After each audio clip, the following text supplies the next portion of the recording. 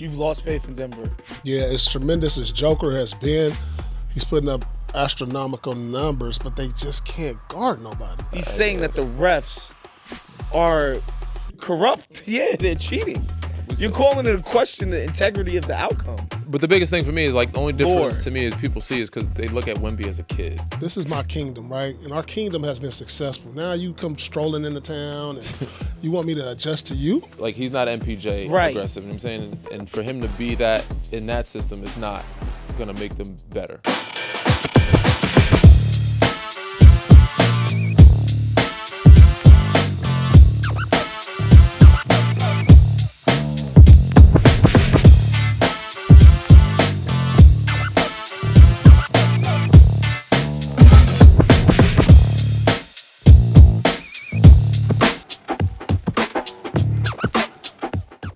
Welcome back, ladies and gentlemen, to the latest edition of No Fouls Given, presented by Underdog Fantasy. I'm Big Waz, joined as always by my guys, Paul Pierce, Danny Green. We got a dope show for you guys today. But first, man, make sure y'all go out and download Underdog Fantasy. Use the promo code NFG at sign out. Let's get back into Monday night's action. Nuggets at OKC. Incredible finish.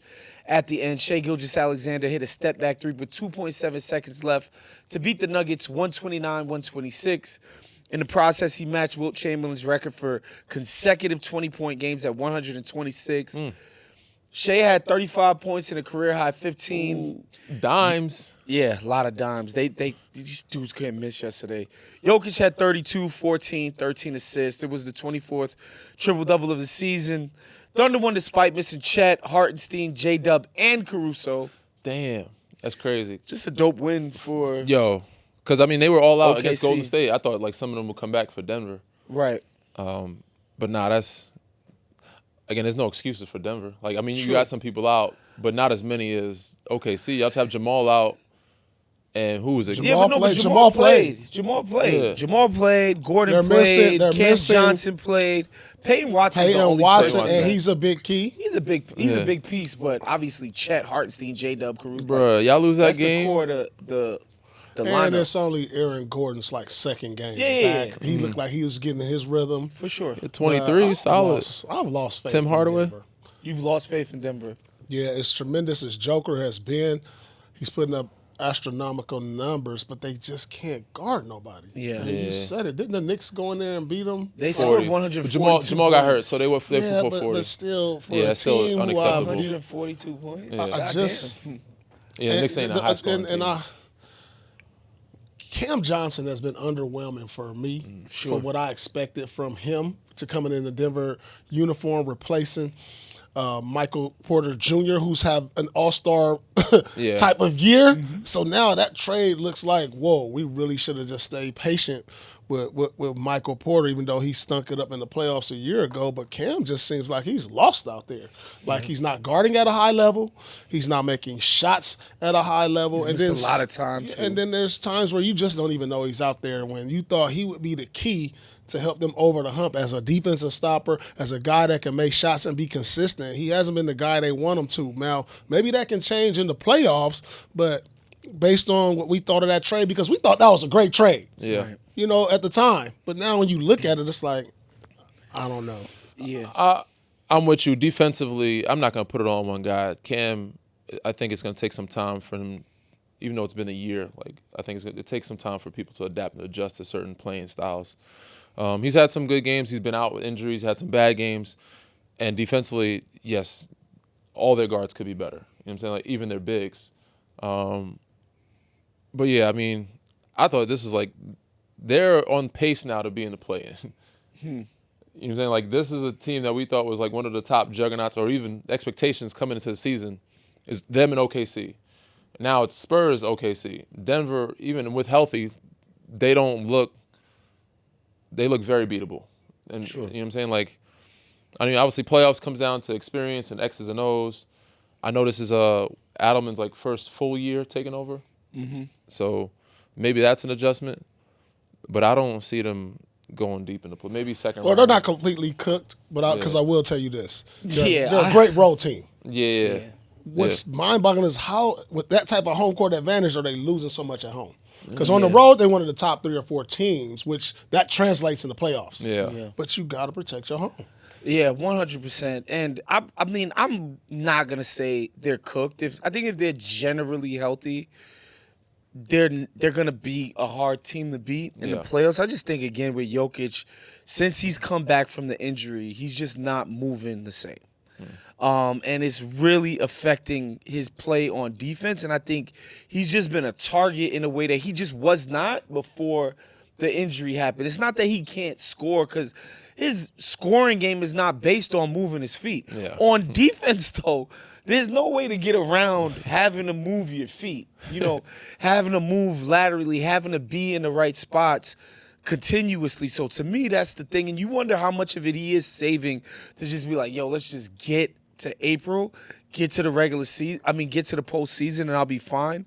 So we'll see. I think Cam Johnson, the thing that's been disappointing to me is just he's just not aggressive enough.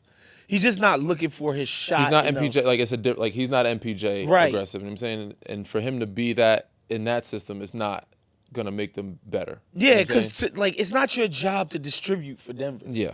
They got Jokic, obviously, who's he's leading the league in goddamn assists. Like, they have Jamal Murray. Like, it's not on you to be like a ball mover. You got to be aggressive. He's never been that type of player. Like, it's crazy to see Tim Hardaway is more aggressive than him off the bench. Yeah, Tim Hardaway has been the perfect. He Jokic needs to be addition. like, they need two. Like, he needs to be more like Tim, and like be that aggressiveness with looking for a shot. Like, he's always been a system guy. I shoot it when I'm open, not like looking for my shot.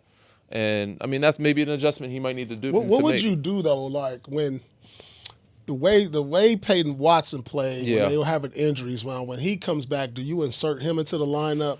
I think it's definitely an option. You might have to, right? To replace Cam Johnson? Oh, absolutely. But then, does that diminish your firepower off the bench? I don't think so, because even with all the injuries, Jokic missed a bunch of time. Like, if you look up Denver's offensive efficiency, they're like 1 or 2 in the NBA. They're number 1. Yeah. So, like, we can say, like, their offense doesn't look as potent, but it's just as good as anybody else. Yeah, the defense is the problem. To me, the defense falling off a cliff, just being in the bottom 6 of the NBA, like, come on, bro. You can't be one of the 6 worst defensive teams when there's 12 teams tanking. You can't play worse defense than tankers. Yeah. No, but to your point, even if they did insert Peyton Watson and start lineup, I think your bench is still good because Cam is still a good player off the bench. I don't think you're losing much again. I think it's, like you said, it's not the offense. It's the problem. Yeah. Yeah, like I said, that's true. I'm not doomsday. Like, I don't think anybody rolls into a series with Denver and it's like, I just think it's all right, cakewalk. But at the same time, throughout the course of the season, we put them as a championship type of team, and they don't look like that. Yeah, but we all know this. Throughout the course of a season, you develop great habits. If you're a championship team, you don't just turn it on and become a defensive team when the playoffs start. Like after about 70 games, you are who you are. Yeah, y'all can't. It's not no turn it on. So like you know what I'm saying. At the same time, I will say this: we do have to circle back to last year. They fired their coach with like a week to go. Yeah, it was disastrous. Mike Malone. To the point where they fired Mike Malone, and then they had a nice showing in the playoffs, right? So. You know, that's what I'm saying. I don't want to hit the panic button, but you can't. Come on, man. You can't not be concerned about this. How far do you have them going this year? Like, I still think they'll win a first-round series, man. Yeah, really so just second round? Is that good? Second round. Is that not a disappointing season for that type of group? I mean, in the second round, they're going to end up playing – I'm going to assume they end up playing either OKC or forget about the second round. You got to deal with the first round if you're a 6th or 5th seed. Yeah. Look, they play the Lakers or the Rockets. Imagine if they're in the play-in, bro. They got to play Spurs or OKC then. Yeah, they got it. They need to stay out of the – they need to stay above Suns somehow. They need to find a way to get home court advantage in the first round. Some way, but they're also – they're not only but 2 or 3 games behind like 3rd or 4th place, right? Like 3 or 4 games. But they're also like – they're like 1 or 2 games in the play, like from the play-in. So like, it's definitely troublesome. Again, I don't know. I think they stay out of that 7th seed. They find a way to do that.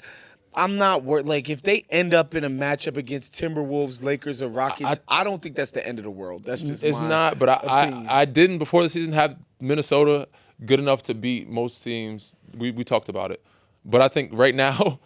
I think they kicked the shit out of them the other day. They'll beat Denver pretty. I think they beat Denver they'll probably beat Denver in the first round. Yeah. You know what I'm saying? Which should not happen the Denver Nuggets should not allow that to happen. Yeah, the way the season is unfolding injury wise, and I really do think like this collapse happened once Jokic, hyperextended his knee and he came back quicker than people anticipated. But again, if you just watch, you can pull up the games from earlier in the season in terms of the effort and like how well it's because Denver's never gonna be, San Antonio and OKC on defense. They're not. But if you could be like the 12th, 11th best defense, that's plenty. That's good enough. You can't be 26. You can't be 26. You got to at least be 10 spots better. Come on, bro. Yeah. So we'll see how that stuff shakes out. Speaking of up and down, roller coaster, round and round we go. Kawhi Leonard is also streaking. Last night was his 42nd straight game with 20-plus points. The second longest active streak in the NBA behind Shai Gilgeous-Alexander. That's crazy. He looked amazing against the bro. Knicks. Scored 29 points. Ben Mathurin couldn't miss. He dropped 28. The Clippers beat the Knicks 126-118 to climb back to 500 for the first time since early November. That's crazy. I mean, okay, the Clippers are 32-32 and have won 5 of their first 6 games in March after beginning the season 6-21. Karl Anthony Towns had 35-15 for the Knicks. His first 30-point game this calendar year. Big Cat's home, Big Cat's home. Bruh, Big Cat, he must love being in L.A. Brunson had 26. OG had 22. What do you think about the Clippers turnaround this season, Paul? Man, originally I thought when they traded James Harden in the middle of like a great run they were on, that they were kind of like throwing in the towel. Yeah. But then I look with the additions they got in Benedict and the point guard Darius Garland. Yeah. I actually like the way they play. Yeah. The free flowing style play, because before they were so dependent on James Harden pick and rolls to make plays for pretty much everybody, and if he didn't have it, give it to Kawhi. Whereas now it's more free flowing. You don't have Zubac clogging up the middle as much, because now you have guys who are spread around the perimeter that can knock down shots. They could be trouble for somebody in the playoffs, I'm telling you, because they got experience. I mean, Mathurin's been deep in the playoffs. Darius Garland, he's an all-star. He's been an all-star, and then you got Kawhi. So they can really disrupt something in the West. If they can find a way to not play OKC, though, which I doubt they it's OKC or Spurs probably. They can avoid. Yeah, they probably. But they can. But the thing about that, it's like they can beat you up for a round. To like where OKC, so they second round, like, you know how the playoffs is, Danny. Like, man, some series they just beat you up, and you like, damn, you go into the next series like, my body is just sore. That's the type of team the Clippers can be in the first round. So, man, they gotta hope that they don't have to play the Clippers first round. Yeah, they could try. OKC. I mean, even if they play the Spurs, it's gonna be trouble for them. But it's impressive. I did not. Again, it wasn't just James trade. The Zubac trade to me was like, oh, they were just throwing in the towel. So they might be throwing in, like, is somebody gonna try to get Kawhi now? Like, what's going on? But Kawhi, he's showing what he's been, like, what he's capable of. 42. It's crazy that he's 100 games behind Shai. Like, the next active streak. Shai is 126 and he's at 20. It's crazy. But yeah, when he's at his best, man, he's a top 5 player in the league. When he's at his best, he just hasn't been available. He hasn't been as consistent with his body, but he's hooping. And to carry them back from 6 of 21 to 32 and 32 is unbelievable, especially with all the trades they had. Yeah. New faces. Yeah, so acclimated to new teammates. I like what they got. They got some good. And the biggest thing was we didn't know when Darius was coming back and how he's going to look when he came back. That's to me that's the key to me last night against the Knicks.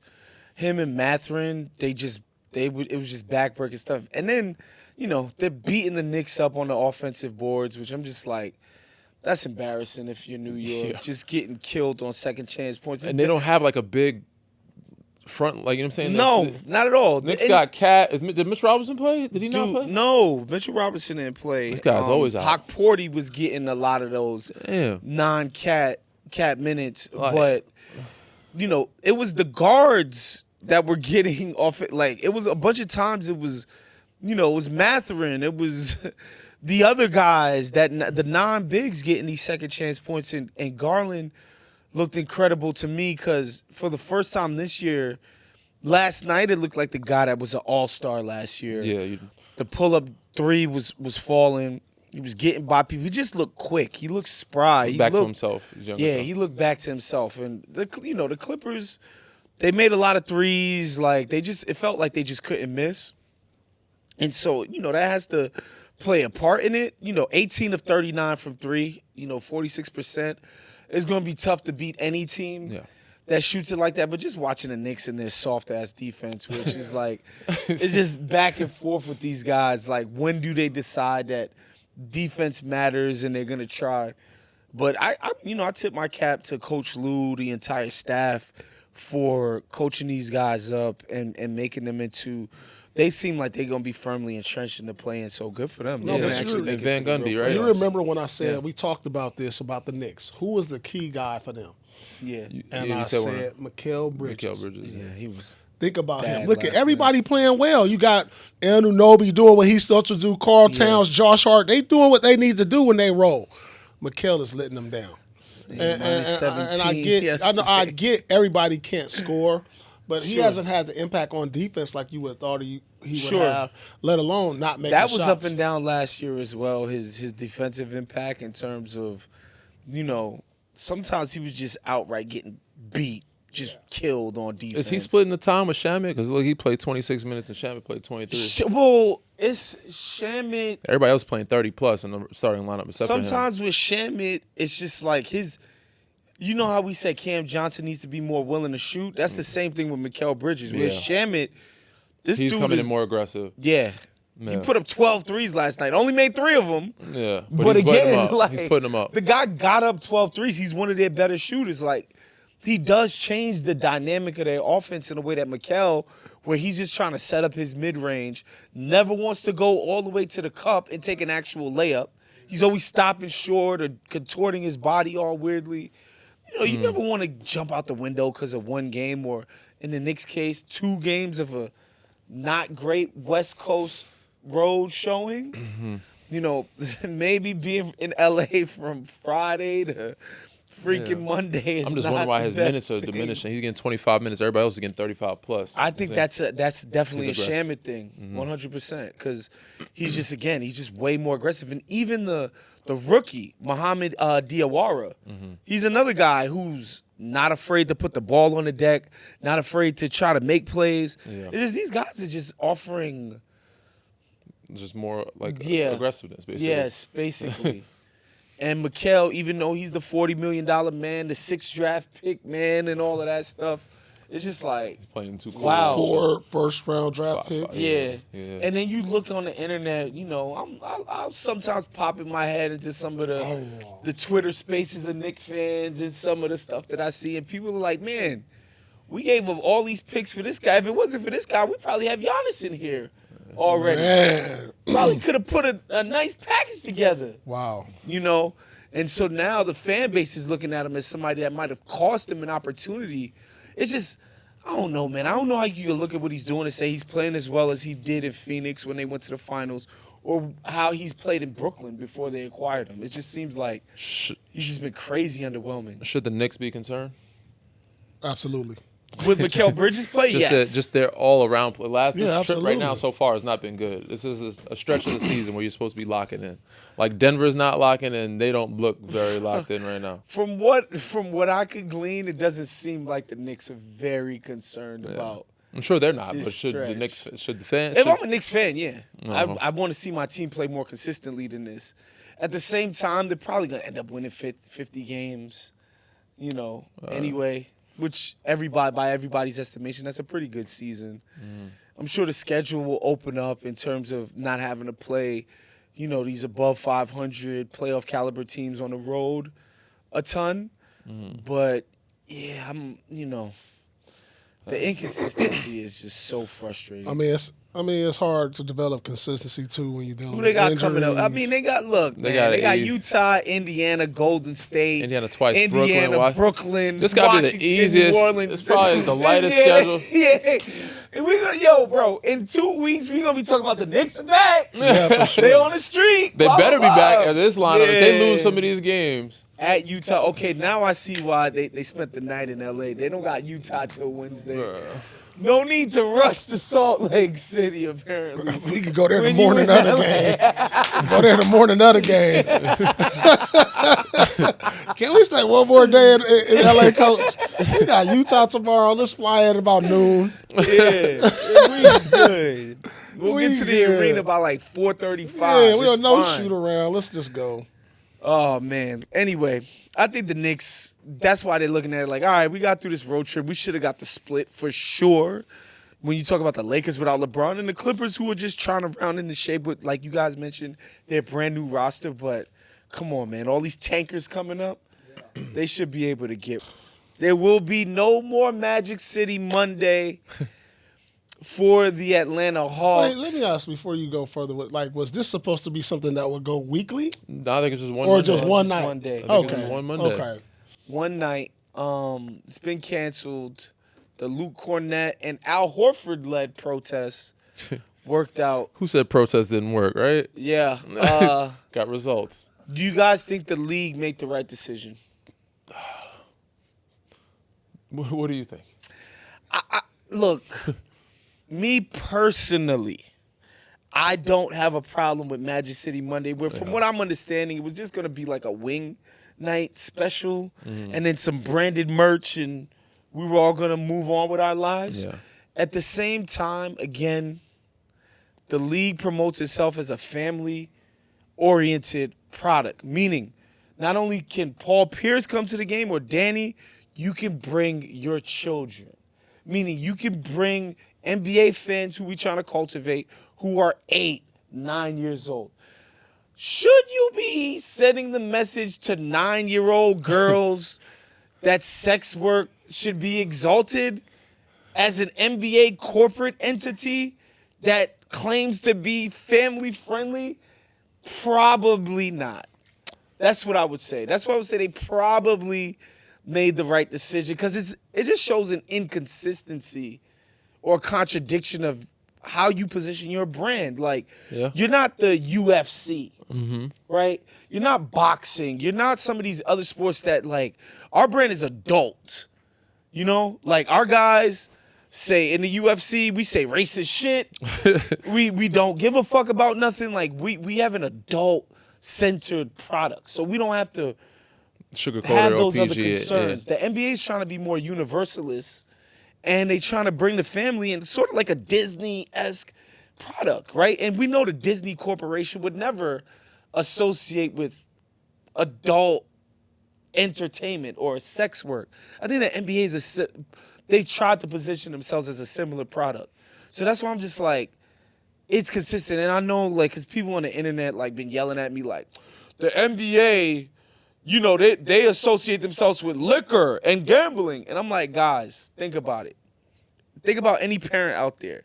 If you say to them, yo, one day your kid's going to bet money on sports, the kind of thing that ruins people's lives, they'll be like, all right, I'm sure my kid will be able to handle it. Yeah. One day your kid is going to drink Hennessy, another, you know, very close NBA ally. People be like, all right, yo, one day your kid's going to be a stripper on the pole. I think most parents would not want to hear that. Like, that's like, to me, this shit is kind of obvious why the NBA doesn't co-sign it. You know what I mean? For sure. P, what you got? I mean, you know what? A lot of things we do, and I kind of disagree because, I mean, everybody who knows who's been to Atlanta understands this is their culture. Mm-hmm. You know, a lot of apartment buildings, a lot of rent has been paid. A lot of tuition. A lot of tuition's been paid. A lot of people have been A lot put of through startups, a lot of business startups. A lot startups, of yeah. been through Magic City. Oh, yeah. And so it's a part of their economy. Oh, yeah. Really, and their culture. You know, but did the league do the right thing? I guess based on, like, listening to your fans and understanding your brand and of that nature, they didn't want to catch a black eye on this, even though it's one franchise. It wasn't like it was league-wide. Yeah. Hey, guys, we're going to do this league-wide. 1 out of 30 This teams. is one team who embraces that culture. And the protests and the crowd noise got too heavy, and so they decided to do what was best, no, not for Atlanta, but for the league as a whole. And so it's fine. And, you know, I just wish we wouldn't be so hypocritical on certain things we allow. Yeah. And when we try to showcase certain events at games. Yeah, they promote a lot of other They stuff. promote a lot of different things that's like, I don't know, this is kind of shaky. I don't know, but I'm fine with it. Yeah, I had no issue with the Magic City Monday night. I also don't think it was a wrong decision by the league. They made a decision what they best saw fit of what the responses they got. But honestly, I thought it was like a good thing for the city of Atlanta. I thought it was good for change it up, get more people excited to go to games. You know, they are the most 500 team in the world. Right. And they have a lot of things going on in the city where people sometimes they care to be there, sometimes they don't. They have other things going on. Mm-hmm. So you actually can drive more people to come to the arena, which something like that, why not? So be it. I mean, we see the wildest shit in the airports. We see the wildest shit all around the city, gas stations. I'm pretty sure the arena is probably the most clean cut they've seen. And even if they did a Magic City Monday, I don't see it turning into Magic City. Yeah, no, and that's what people, I guess that's what people were kind of bucking up against. It's not like the Hawks. The strippers walking around the arena. Yeah. Like stripper poles and lap dances at the games. Like, I don't think that's what they were presenting this. I think it was just like a cheeky whatever kind of thing. But at the same time, I think when you have business partners, there needs to be some level of consideration where it's just like, look, man, for the overall business of what we do, this is the kind of contradiction we don't want to take on. And again, and I talked about it when this first came up, you know, there's like defense weapons manufacturers and like companies that literally they make the bombs that they rain on freaking babies, you know, abroad as part of our military structure, right? And you like, all right, titties, bombing babies. Like, did we find out if titties ever killed anybody? I don't think a titties ever killed anybody. Ever died at the site. Suffocated. That's funny as hell. But not at the site you know what the funny part about all this, and I know into the NBA is its own, you know, its own business, and but we forget like it's an entertainment business. The NBA is an entertainment business when you read it between the fine lines, and this is nothing but entertainment. But as Americans, we glorify now all these kids, and like you said, do we want our kid to go say, hey, it's okay to get on the pole, but at the same time, look what we glorify on social media. Women shaking their ass, and women get paid for that now. Now there's like prostitution, OnlyFans. It's like our whole culture and our whole the Americans. We become like a social media prostitution ring. Sure. That's what it seems like. Right. Yeah. And I know it's not the NBA, but this is American culture now. Yeah. That we see. And it's like, you know, if this one day, now, what was the day going to be about in Atlanta? Was it going to be like, was y'all going to have the girls on the court shaking ass or something? Different. Or what was that day going to be? What was that going to look like? Right. You know, was it just honoring that? Or was it just a giveaway to wings? Or what was that going to look like? I get it. If it was going to look like you were going to have a strip club with 16,000 people in the stands, all right, I get it. That doesn't look good with the children. But if it was just an honor of what this community has been all about culturally. What's Magic City? It's an adult entertainment. It's an adult. What's this alcohol? It's an adult beverage. It's adult club. I mean, come on. Certain things are just for adults. Yeah, like I said, I would have, if I lived in Atlanta and I heard about Magic City Night, I could see myself trying to show up. I could see myself getting a hoodie. I could see myself participating in a lot of this stuff. But again, with the corporate considerations, because we see corporations just kind of punk out on so many things all the time. Like, this doesn't even rise to the level of punking out that we've seen from corporations in the past. Like, the league is just behaving like a corporate entity with a bunch of corporate partners who they probably fielded, like Paul said, a bunch of calls, bunch of outside noise. When I tell you half of them upstairs, I've been to one of those adult entertainment type of establishments. Definitely like 80% of them. Of course. Come on now. Yeah. Park Avenue, the league offices. Come on, man. We know that y'all been to Scores before. Scores even open in New York. And it makes me wonder if it was a different type of adult entertainment. You saying if it was more of a white more of a coat and collar, got you, type of environment with that gentleman's type of deal. Yeah. Would they promote it? Would they allow it? Be allowed. Yeah, I wonder. Again, shouts to Lou Cornett, man. He made a stink and he got his way. What are they gonna do with the merch? Do you think they printed that merch out already? Man, Yeah, they probably did. there's got to be some backdoor way that the Hawks, because I know people are gonna want that merch now because of the infamy around the event. Give it to the crowd. Yeah. Facts. Facts. Yeah. All right, speaking of double standards, guys, Pat Bev, fellow NBA podcaster, former player podcaster, called out NBA fans for their double standard that they seem to have for Victor Wembanyama versus him. People clowned him. This would have been like 2021 or so. Yeah, wow. For showing emotion after a play-in win in Minnesota. When, if you guys will recall, Pat Bev jumped on the scorer's table, threw the jersey, threw his jersey, got emotional, cry, and we've all seen that song, and then that song plays, and then they show Pat Beverly doing it when it's like people want to meme people doing too much or overreacting. But Pat Bev says y'all all praised Wemby when he cried the other night from his 25-point Clipper comeback. Okay. That's called love for the game. Y'all be moving the goalposts, according to Pat Bev. What say you, Danny Green? I mean, they do move the goalposts depending on who it is. Shout out to Pat. He got the Chargers drop. Good for him, man. I'm glad things are going in a better direction for him. I don't know if you've seen the documentary or not. What happened with the doc? Y'all don't know what's going on with Pat? No. What? He was recently arrested a couple months ago for the Texas thing. choking his sister. Yeah. Yeah. That was in Texas? I didn't know where that was at. Anyway, he released like a 4-minute vlog. People showed the vlog of what happened that night. And I guess the charges were dropped. Nice. He had been away from the pod for a while. Oh, okay, good for him. I don't know if they put him back up or not. Good for him.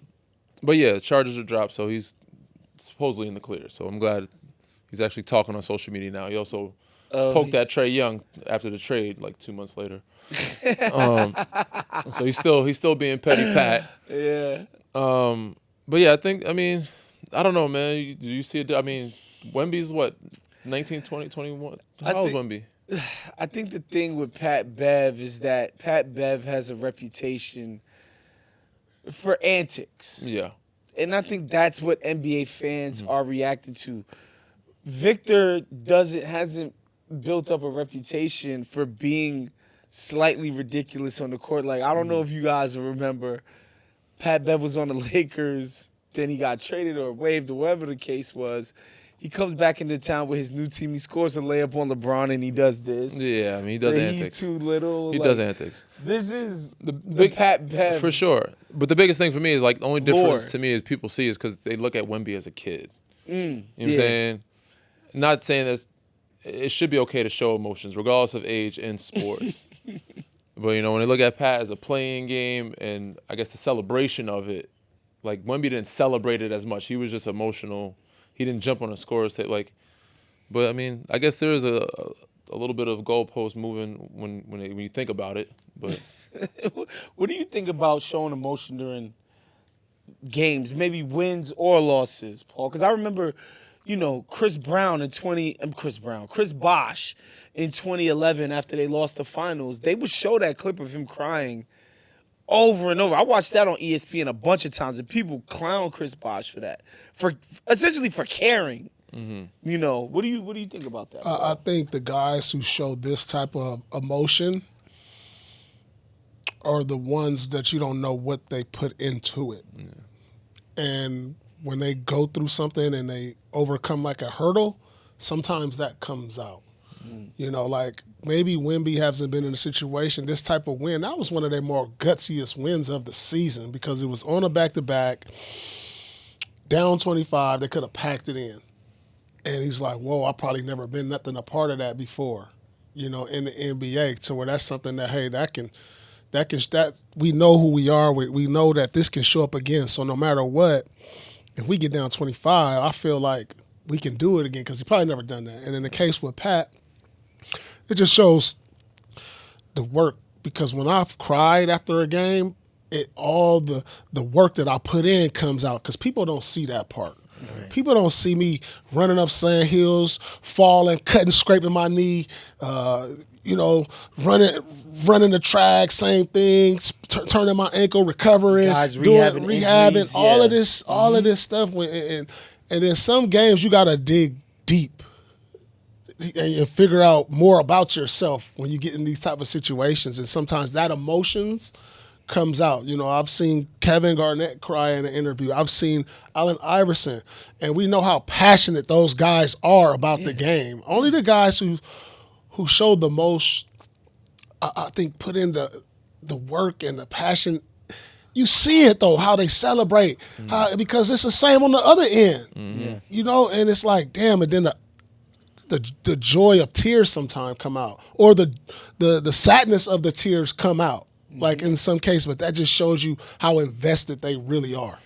Yeah, with Pat, I think it was more so because it was his old team. Like he made a point that they, I guess they traded him. It was against the Clippers, right? Mm-hmm. That's why I think he was that emotional. But yeah, I think to your point, it's more so because everybody sees him as a guy that does a lot of antics and he likes the attention. But to P's point, it's like, he put in a lot of work. He put a lot to that organization, and he felt like they disrespected him. And he got the moment to where he can kind of, send them home. It was a big moment for him, even though it's a playing game. To me, it's not. I think I don't often find myself on the same side of arguments as Pat Bev, but I'm completely with him on this. Yeah. Like this idea that you would razz a guy because he gives a damn about what he does professionally, what he's dedicated his entire life to, like 100% agree. And then on the other side of that, when you hear criticisms of the NBA and their product and different things, the biggest criticism is like, oh, it doesn't matter. The regular season doesn't matter. These games don't matter. Mm-hmm. Like, it feels like why would I watch it if it doesn't mean anything? Yeah. Whereas, like, these moments, they're showing there's stakes. It matters. That's why these guys are getting so emotional. And I love that. And I would argue, like, something like March Madness, I think one of the things that the public is responding to every single year why they care is because a lot of these kids be crying after they lose the game, bro. The fans in the crowd crying. Like, people feel like there's some emotional investment in the thing that they're watching. So, to me, it can only be good that these guys are emotional about the outcomes of the game because it shows how much they give a fuck, which I think is what fans care about the most, to be honest. He's not wrong. All right, man, moving on to Luka Doncic, and he's having – I think there was a point last year, maybe 2 years ago, where people thought Luka was turning the corner with the ref bitching and just always crying, always constantly crying. Mm-hmm. Well, he's been fined $50,000 for doing the money gesture, the universal, worldwide. We all know what this means when you do this. Yeah. The money gesture towards the referee, meaning he's suggesting that refs are doing calls because they got money on stuff. Yeah, I never understood what it suggests. He's suggesting referee corruption. I've seen Rudy Gobert, like he's the one that got in trouble for it multiple times. Is this? I don't know exactly. It might be a European thing. Either way, I don't know if you guys saw this. Like, there's like some guys that put money on Kalshi that we was gonna bomb Iran, and people are saying those are like government officials who had the information first and just quickly placed bets. Yeah. I think that's what Luka's trying to insinuate here, that, like, the refs are doing calls because they put money on stuff. And I think that's toxic, to be honest, because you didn't get a fucking call, bro. Yeah, I get it. But to me, like, this is a very small gesture when it comes to, like, I don't know. I just don't see it that judgmental. I mean, but he's impugning the integrity of the game, though. He's saying that the refs are corrupt. Yeah, they're cheating. You're calling it a question the integrity of the outcome. I think every complaint is saying the refs are cheating. No. You're cheating me. No, there's a difference between you're not good at your job, which sucks. Nobody wants to see that. I think people want to see refs be good at what they do. Yeah. And no, you're sabotaging us for your own gain. I think there's a difference in maybe so. saying that. I lump it all. Listen, I'm complaining. You're sabotaging me and us. You're cheating us. Yeah, every but complaint money, is. But money. It's just another complaint to me. To me, it's a small. Like it's a gesture, but they just like, oh, they just want to obsolete this gesture because it's like it's kind of like the neck thing. But I'm like, that's not as, I don't know. To me, it's just not that big of a deal. I don't know why we're making this such a big deal. What about you, Paul? 50,000 is It's a lot of fucking money a for steep fine, bro. He fell on the ground and said like this. That's a $50,000 like, bro.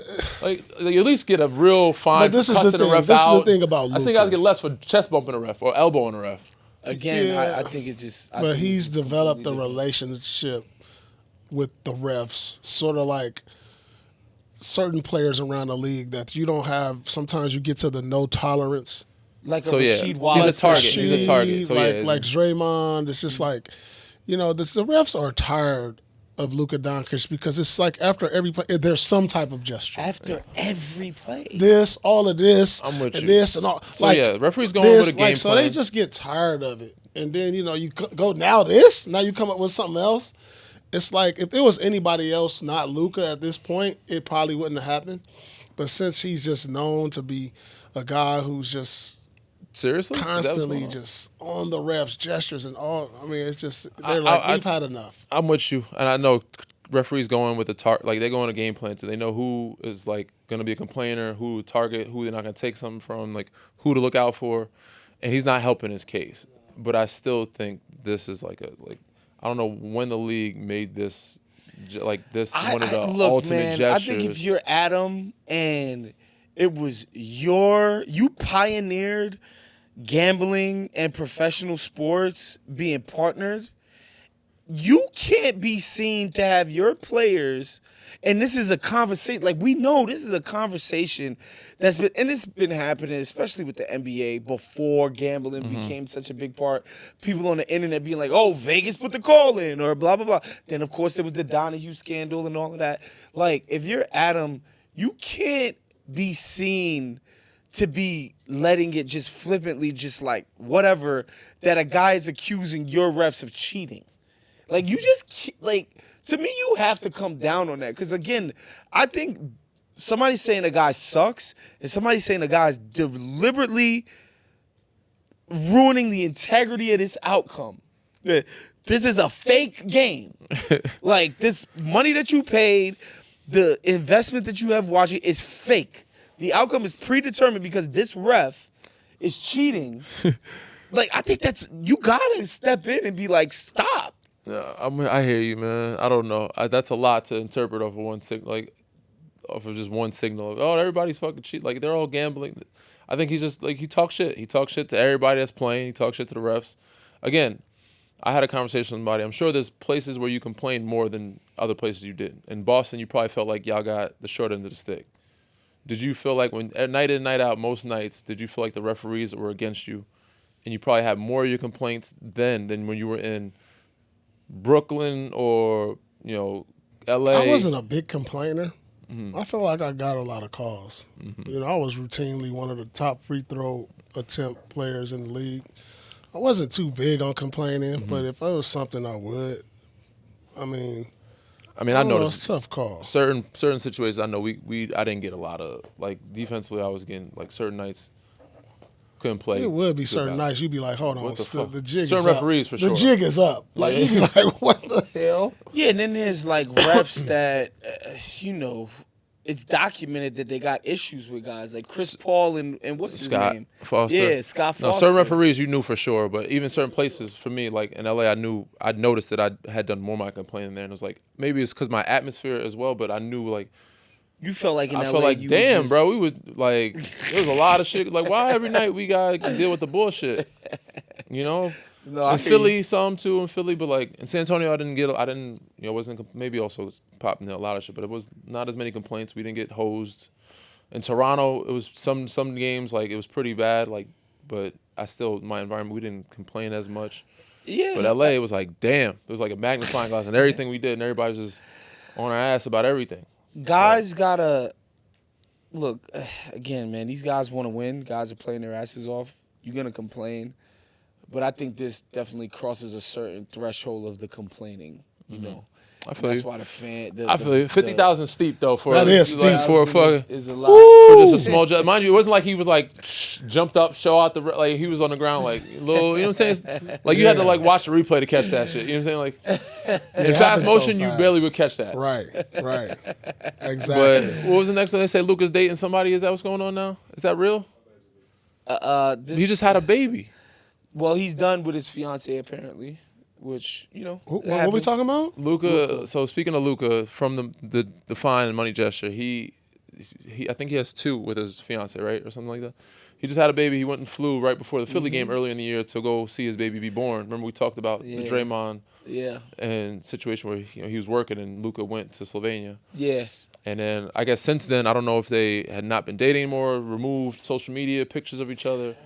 Wouldn't be the first engagement that got broken up in LA. Very I'll quickly. just say that. So supposedly. And now they're saying he's dating an actress. This hasn't been confirmed by any of the parties. Madeline Klein. I've only seen her in one thing. I've seen her in like Outer Banks. I never watched that show. Okay. I think it was Knives Out. Knives she Out. was in? Yeah, Knives Out. Yeah, she was in Knives Out. She's good. She's real good. She's a talented actress. You know what I mean? She's good. Lot of talent, man. I mean, the sky's the limit for this young woman in her career. Good for him. So, yeah, But- shouts to Luka if that's true. If not, I'm sure, the Somebody dating will clear pool it in LA is going to open up for him in ways that, we probably couldn't even imagine. All right, so it's time for us to stand on business, man, and more Laker. I just love Laker and Kobe lore because I feel like the stories we get out of Kobe are of 2 varieties. Kobe worked his ass off tirelessly. He would not take failure as an option. He would leave no stone unturned to improve himself and therefore improving his team. Also, Kobe is a maniac asshole, not great, fun coworker. Those are the 2 variety of Kobe stories that we get. Our latest one is Jeremy Lin, okay? He says Kobe stopped talking to him for 5 months while they were teammates on the Lakers after Lin confronted Kobe about his leadership style, hoping to be treated with, quote, more respect as a man to make him better as a player. This is Jeremy Lin here. Let's play the sound. He was upset at me over something that I was actually trying to do, but the coach was telling me not to do it. And so he was like, no, don't foul him. I was like, no, we got to foul him, right? And so Kobe was like, foul him. I was like, I know I'm trying to, but I'm telling the coach, and the coach is telling me don't foul. So then I'm like, I don't know what to do. Yeah. So it ended up being something where he had given me really bad body language. So I texted him. And we couldn't, like, me and him, like, when we would lose, we'd be up at like 3, 4 in the morning, just not able to sleep, just very competitive. Yeah. So I texted him, and I was like, hey man, like, I really don't appreciate the body language. And so he came back with a sharp response, and then I went back at him. But it ended cordial, where I ended up saying, I was like, I'm not saying that you can't teach me. You're obviously like 100 times the player I am. I want to learn anything and everything I can from you. I'm just asking, can you just say it and do it in a way that's like respectful to me as a man, right? Yes. And so he was like, all right, I got you. And then he sent over a text with some advice. He's like, let's start with this. I was like, I got you. I'm going to be focused on that. I'm going to be working on this. I'm going to be thinking on this of exactly what you're saying. I'm just trying to get better. I'm trying to help this team more. We didn't speak for the next 5 months. Damn. He's not used to people challenging him. And I wasn't challenging him like, I'm better than you and I'm smarter than you. I was only challenging him like, hey, can you teach me in a way that's a little bit more effective for me to process it? It's not versus not like talking down to me. If you yelled at me and you're like, yo, what are you doing? Get your head out your ass. Like, lock in so we can win this game. Yeah. Like, it's like, you believe that if I lock in, we're going to win this game because you believe in who I am. Right? But if you're just talking down to me, yelling at me, talking down to me, like. Yeah, Yeah, I mean that's when Chris said he's sensitive. I mean, it's the shift in the eras. Hold on. Let's That's just when assume, the era changed. Let's just assume. We can assume the language that Kobe used. Yeah, dumbass. Stop being a bitch. Like, we know what he probably said. Like, is it really sensitive to be like, bro, like, Yo, I'm a grown man. Chill I'm a out. grown man. Like, we can talk about my mistakes without that part of it. I think that could have been better said via face-to-face than text. But again, every person knows who they're dealing with, right? Yeah. Certain people you react to differently than others. Yeah. And I think Kobe, with him, I'm not saying handle it correctly, but that's how he saw fit to handle it and didn't really care to respect him. You know what I'm saying? I think other people might demand respect in a different way. It might not have to because of who they are and their reputation when it comes to dealing with certain people. You know what I'm saying? Would Ron Artest get that type of talk? Probably not. Okay. Would he even have to have that conversation? But I think there's, He knows Ron is especially with missing Kobe, a marble or two there. But I That think Ron might Kobe- choke the shit out you talk to him like that. There's that part where it's just like, do I really want to get into a fist fight with Ron Artest? Probably not. So he would approach him differently. And all But Jay also Lynn is the- saying is like, yo, If we're to believe Kobe and his myth, like, because Ron is the way he is, it's like, I don't even need to talk. I know Ron he's killing himself. maybe, but for the Ron makes cause. mistakes just like Jeremy Yeah, Lin. He gonna do some dumb shit too sometimes. yeah. Everybody's Oh, done yeah. some dumb shit before. Oh, yeah.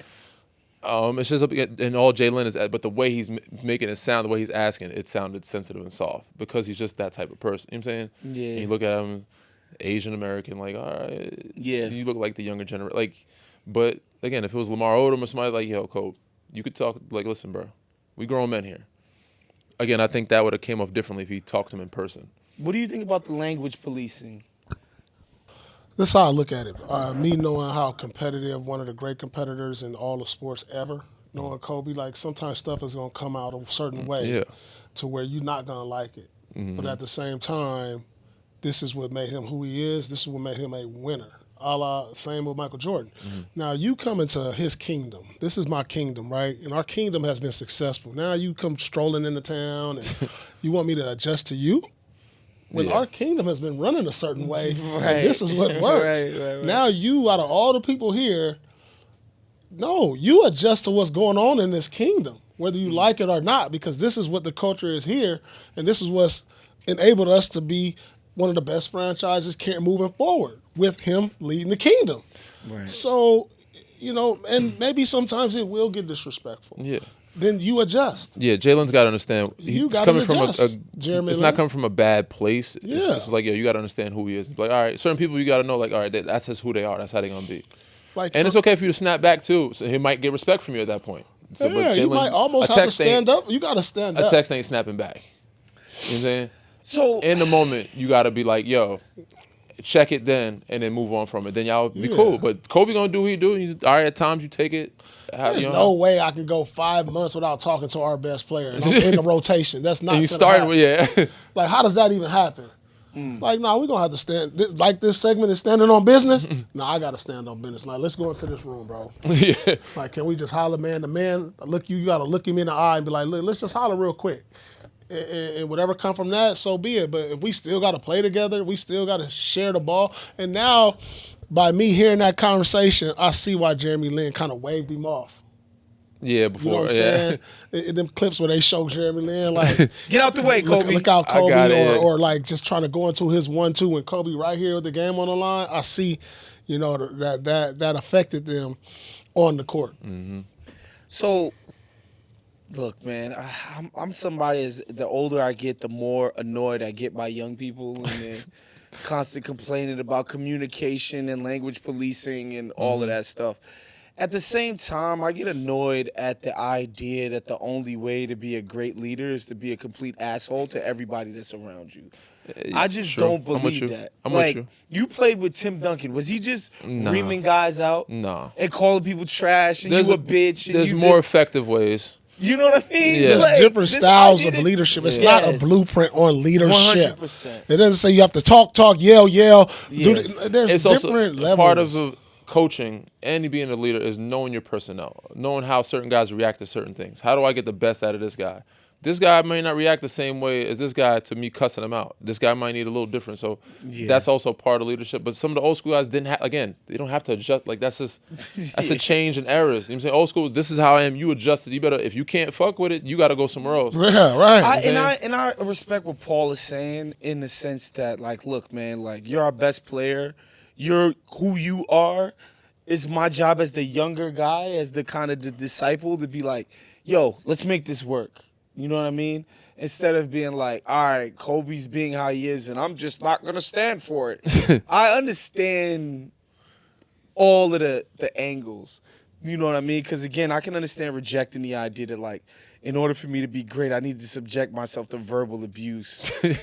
I don't know. You know what I'm saying? Again, that's just the old school way how it was, bro. We always verbally abused coaches. Yeah, facts. Teammates, that's just how it was. About it. You know what I'm saying? Again, at every level. It's changed over the last 10 years or so, but that's how, you know what I'm saying? That's how Kobe was treated. I've heard a coach tell me some version of stop being a pussy. Bro. Like, stop being a bitch. That's how Kobe was treated. You know what I'm saying? That's probably what he said to Jeremy, too. That's what I would imagine. That's what I imagine. Like, but that's how Kobe was brought into the league. That's how he was treated, and he adapted and adjusted. If you can't adapt and adjust to that, you're looked at as soft.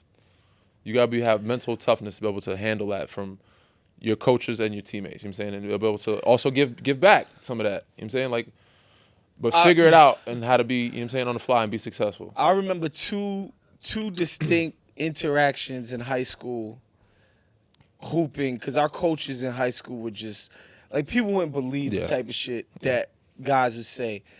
One time we were like, we were meeting before practice with one of our assistant coaches, and like one of my teammates had a habit of hanging out with his girl the whole hour and a half after school between practice. Every day he did this.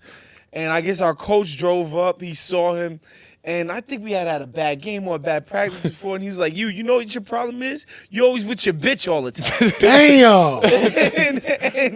and he said, Coach, she's not a bitch. I was just like, oh my God, this is crazy. I'm like, yo, I don't think our coach should be calling our girlfriends bitches. At the same time, he do be doing too much with his girl. Whatever. Dang, how can you do too much with your girl? He's It's doing your too much, girl. Come on, man. Every High school. single It's day. your girl. In high Every school. single Well, like game. if the coach said, "Hey, instead of hanging with her an hour and a half before practice, get some shots up." Yeah, no, Like, I think that's what something he like was that. trying to say. Yo, He you just too said- girlfriend driven at this point in your life, That's bro. what You're he was 17 years saying. old, 16, 17 years I'm old. not What are even you mad doing? at that, dog, because you could be doing a whole lot of different For things. sure, Yeah. but bro, than you could be hanging out doing with your girl. for sure. I think the coach, I think to him it just felt like nobody should be that into their girl. I think that was his At that thing. time, You should be loving basketball Yeah, if you that like much. sports, you should be in sports. Whatever. He shouldn't have called the lady a bitch. Second time, we're losing at halftime to like the school that probably we hate the most. And our coach said, Holy Cross had you guys with your pants at your ankles. And I was just like, that's crazy. That's actually PG. Actually, that's pretty what I PG mean? from what I've heard. You know what I mean?